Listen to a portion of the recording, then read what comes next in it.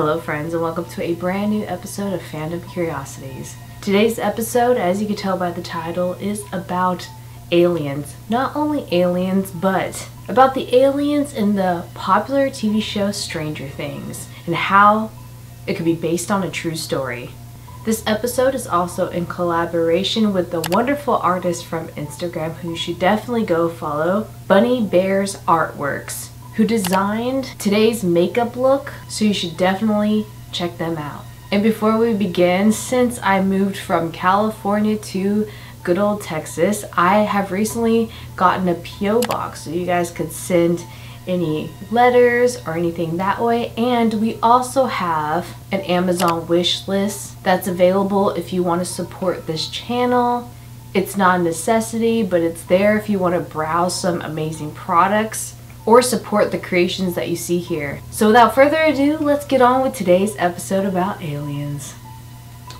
Is Stranger Things a true story based on a mind-blowing CIA experiment? These days, it sometimes feels like the whole world is upside down.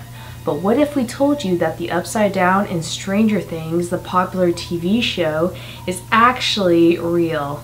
While it's not 100% true, other elements from the show are apparently based on real-life events.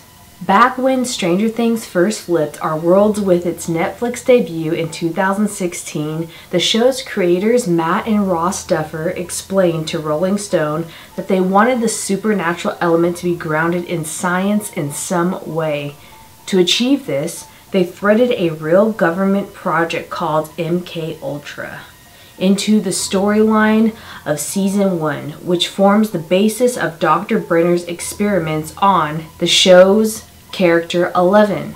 On the show, 11's mother is actually one of the MK Ultra test subjects, and while she was pregnant, Brenner used LSD and sensory deprivation to experiment on her, unwittingly imbuing 11 with psychic gifts.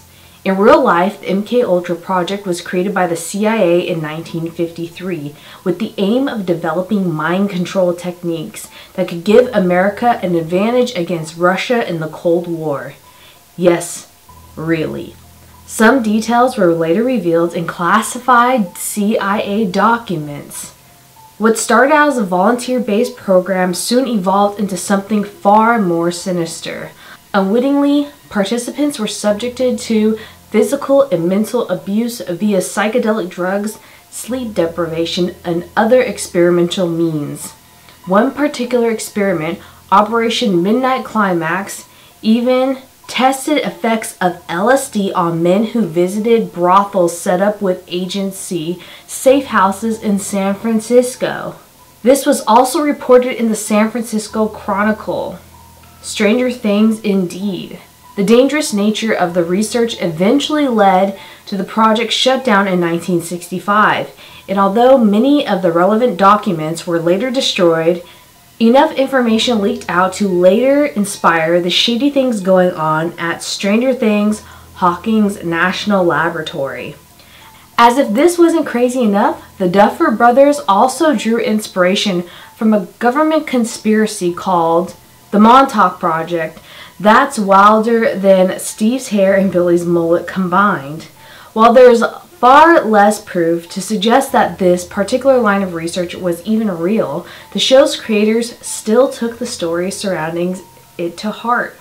In fact, Stranger Things was even going to be called Montauk at one point, and in hindsight, it's easy to see how the show directly lifts a number of its crazier ideas from this project. Grab some egos and settle down, because this is where things get even weirder. According to the conspiracy, a number of questionable experiments were conducted in the Montauk, New York era during the 1980s. Reports from a man named Alfred Bellick, who was apparently involved, suggested that these experiments accidentally opened a hole in hyperspace between Montauk in 1983 and the year 1943. He alleges threatened to engulf part of the planet. Only by destroying all of the equipment could Bellick and his brother Duncan save the world. As bizarre as that sounds, it's easy to see the parallels between the conspiracy theory and Stranger Things.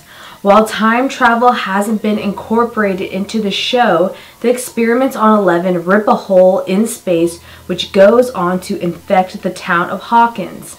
To stop this, Elle and her newfound friends close the gate to save Hawkins from destruction.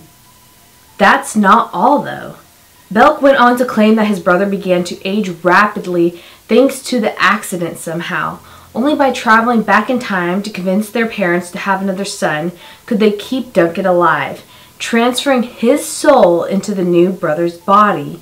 He also claimed he can recall moments in life in the 28th century, so make of that what you will. Following this procedure, Duncan began to exhibit incredible psychedelic powers because, well, it's never really explained why. However, Preston B. Nicholas, who claimed to have repressed memories of the Montauk Project, has since written a book called The Montauk Project Experiments in Time, which discusses the phenomenon in more detail. According to him, Duncan used a device known as the Montauk chair to strengthen his abilities to the point where he could even materialize objects out of thin air.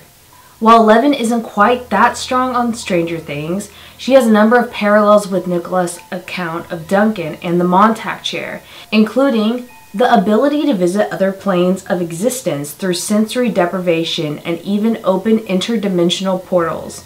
And just like 11, Nicholas' account claims that Duncan supposedly brought a monster into our world too.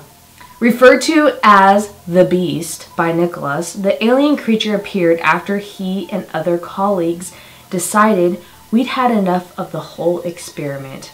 At this point, according to Nicholas, Duncan let loose a monster from his subconscious, which could only be defeated once all of the equipment in Camp Hero was destroyed. Sounds familiar?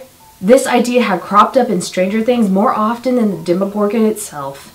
So it's no wonder that the Duffer Brothers originally wanted to name the show after Montauk. While it's been conflicted that MK Project did even exist, plenty of experts have their doubts still when it comes to the Montauk Project. Whether these reports are true or not, it's fascinating to see how much they inspired the show Stranger Things. Just don't expect 11 to time travel or head off into space anytime soon. Hawkins still needs her.